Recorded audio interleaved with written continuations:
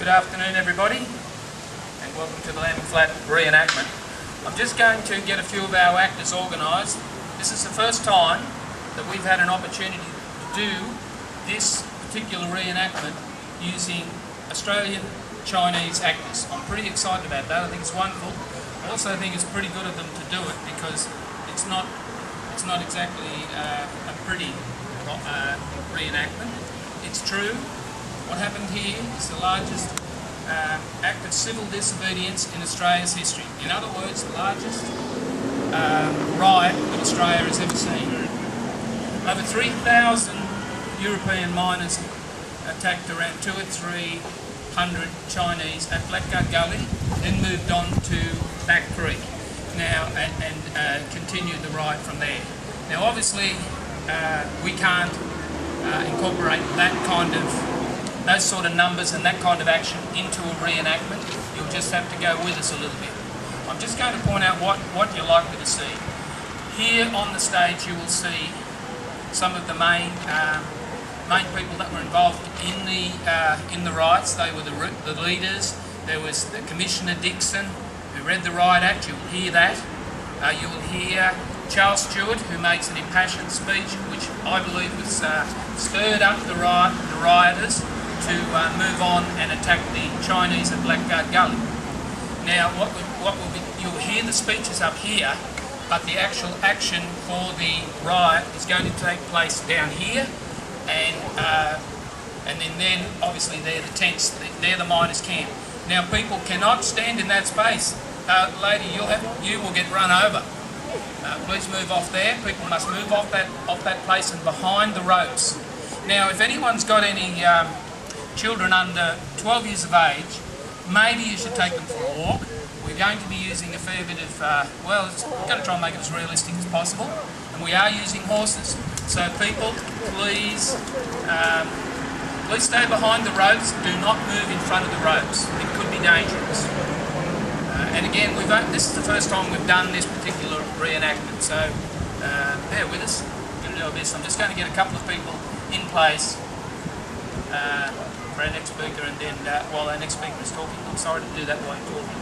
We'll have to do that so we can get everybody in place. So thank you, ladies and gentlemen. Thank you, Kim.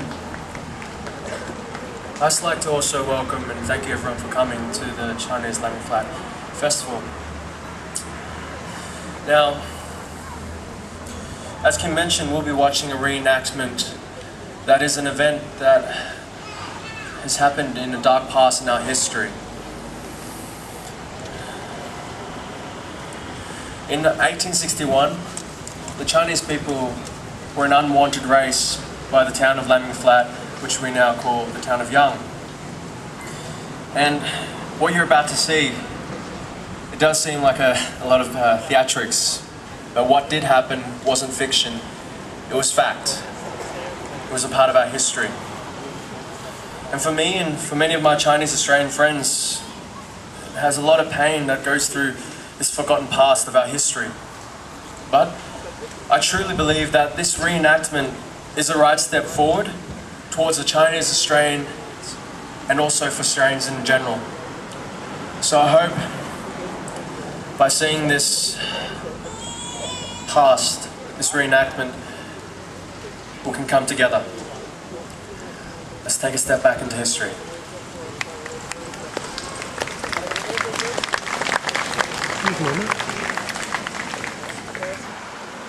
fauna is extraordinary. I've seen trees that blossom in colours of crimson, pink and white.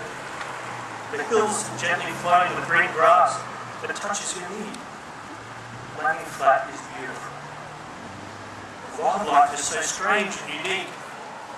Yesterday, a big grey animal came bounding through our camp, knocking over pots and pans, and people ran in all directions. I hid behind a gum tree until the animal passed. Dear parents, there are people here from all over the world. England, Scotland, Ireland, America, Canada. I've tried to make friends with some of the people here. They do not want to talk to me. They call out, Why don't you go back where you came from? I feel like going back to them. Why don't you? They wouldn't understand me anyway. I hear your voices in my ear saying, be patient, be kind. I know we have a different language, we eat different food, but if they would just give us a chance, they would see we really are not so different from them. Anyway, enough of that. The weather has been quite cold in the morning, but the days are warm and sunny.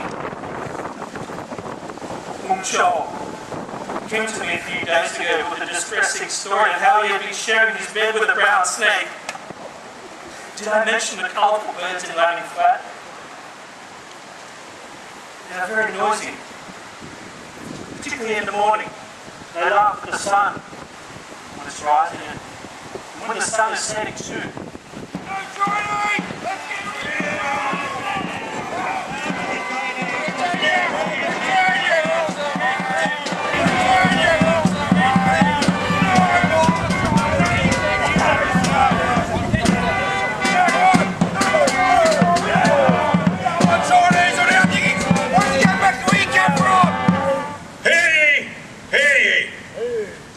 Persons to the number of 12 or more, unlawfully, riotously, and tumultuously assemble together to the disturbance of the public peace, and, being required by any justice by proclamation in the King's name, in the exact form of the Riot Act 1, George 1, Session 2, Clause 5, Section 2, to disperse themselves and peaceably depart, shall to the number of 12 or more, unlawfully, riotously and tumultuously remain or continue together for an hour after such proclamation shall be guilty of a felony.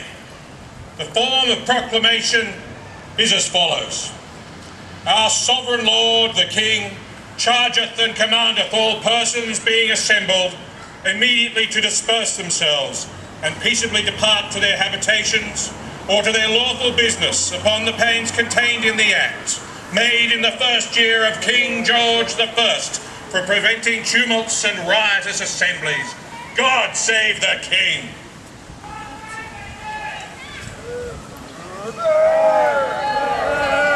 Thank you, Mr. Commissioner. This meeting is adjourned until 3 o'clock this afternoon.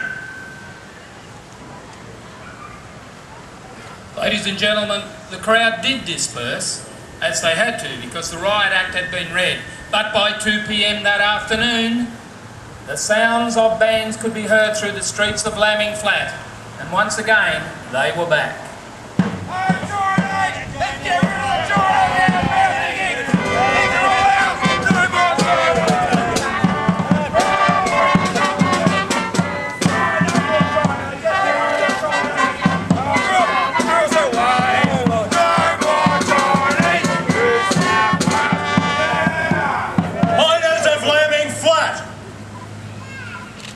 This meeting is convened for the purpose of taking into consideration whether Burrangong is a European goldfield or a Chinese territory.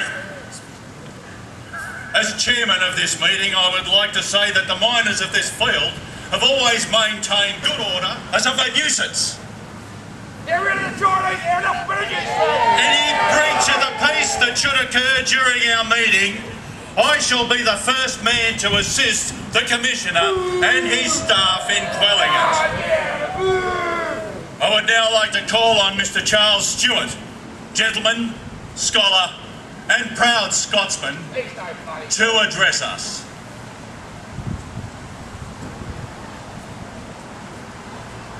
Mr. Chairman, gentlemen, my fellow miners, if it had no been for the treachery of a person unknown to me who took down our notices, we should have 6 times the gathering we have here. Yeah. Commissioner or no commissioner, it was an unconstitutional act. Yeah, what? But matters little now, since we are of sufficient numbers to do what we have to do. Get rid of them! Proud I am to see you have so nobly responded to this roll-up. Yeah, bet we had them. We are here to to discuss a very important and serious question. Shall the Barangong goldfields become a Chinese territory? Or are European diggings? European digging! Come on, get rid of the Chinese! There'll no be more than 15 or 1600 Chinese on this field at present, but there'll be thousands more on their way. No, stop that! How long will the Barangong goldfield be the support of thousands upon thousands of men earning an honest living? We're honest, we want our money, we want to work for our money! If the Chinese are allowed to pour in ever increasing numbers, why, 6 months will see this field whacked out. God help the poor men who have wives and family dependent on it. That's right, we've all got families. They will starve. We will starve, of course we will. Aye. Since the government will not protect us, our wives and families, and occupations from the incursions of a race of savages, we bind ourselves to a man All together! to give all Chinese 2 days' notice to leave the Barangong goldfields, They're gonna leave! Come on, they're gonna or we leave! shall take measures to rid the community of these nuisances. Yeah, then you should get rid of them!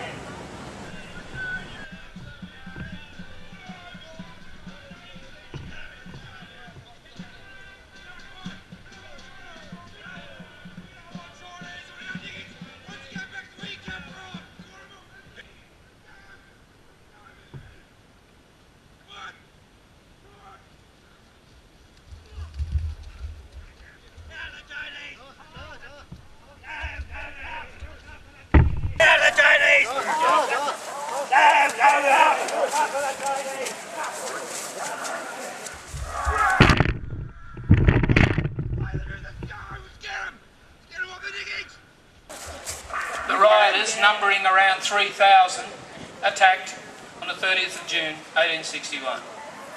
There were several deaths and a number of scalpings, as you just saw. This did happen. After Blackcoat Gully, the rioters moved on to Back Creek. At Back Creek, the commander of the field there, George O'Malley Clark, realising that his men were hopelessly outnumbered, decided to ride to James Roberts' Currawong property to ask for sanctuary for the Chinese. And look, ladies and gentlemen, here comes George O'Malley Clark now.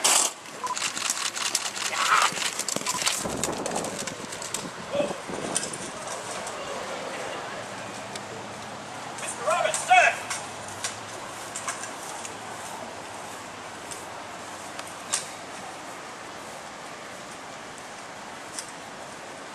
James O'Malley Clark, sir. Sub-Gold Commissioner. Sir, there's been a riot in Lambing Flat. Many Chinese have been injured, some have been scalped. Sir, do I have permission to bring these people to your farm in order to give them sanctuary? Certainly, of course. I've been concerned that something like this would happen for some time. Let them come. Thank you, sir. And so by the end of the next day, the 1st of July 1861, 1,276 poor Chinese, poor refugees, were on James Roberts' property. He protected them for another 2 weeks. He and his wife Anne gave them the necessities of life, fed them and protected them. After 2 weeks, a party of troopers going past Currawong, they left, and around 600 or 700 of those people left with that party. But for another 2 weeks, James and Anne Roberts protected those people for another 2 weeks. Yeah. So around 600 or 700 people. A pretty amazing thing to do. And it was another 8 months before Mr. and Mrs. Roberts received any kind of compensation for their kind acts. Ladies and gentlemen, that's the end of this reenactment. I'd like to thank our actors, especially Rad, our lead Chinese actor. It was fantastic. And the other fellows, what sports. What wouldn't be much fun being assaulted, but it was appreciated. We're all part of a group called the Gold Trails Re-enactment Group. I hope you've learned something here today. That is the idea. This is not about glorifying something awful that happened here, but rather, let's not forget about it. This is our history, and it is quite amazing. I believe what happened here is, more important historically to Australia than the Eureka Stockade. And, so that's why I want to see more happening with it. But thanks again, everybody, and it's the end of our reenactment. Thank you.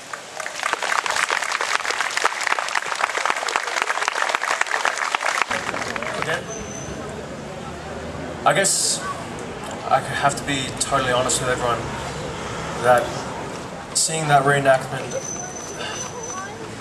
seeing my ancestors go through such pain, brutality, injustice and suffering with such senseless violence really does tear up my soul.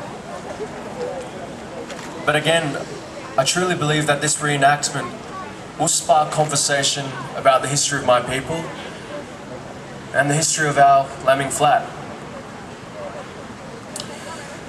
You know, I thought I knew what it was to be a Chinese Australian until I came back to Young, until I stepped foot on this soil, the soil that my ancestors walked through, and to see how hard that they worked to bring back money to their families, like everyone here, working hard to bring back money to their families. I guess what we all try to do is just live our life in a happy way as Australians. And there's more to Lambing Flat than what we just saw today. And that's why I'd like to thank Kim for making this reenactment possible, for all his hard work, but also David Newbury to give Joe and I this chance to come up and voice our opinion and our voice and our views of what has happened.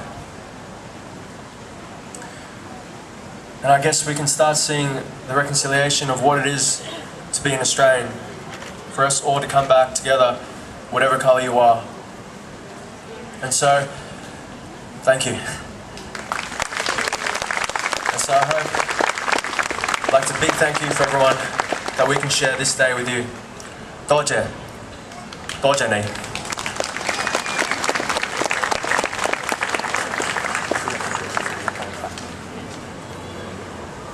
Thanks very much. Yeah, that was really quite incredible. It's my first Lambing Flat Chinese Festival, first watching that reenactment, and yeah, it was certainly quite amazing. If any of you are interested in finding out more about the Gold Trail's history in this area and throughout this part of New South Wales, there's a really good website, goldtrails.com.au, and there's also an iPad station in the visitor centre if you want to have a look at the information on there.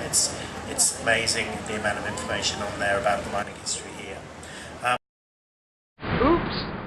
I did it again, baby. Yeah!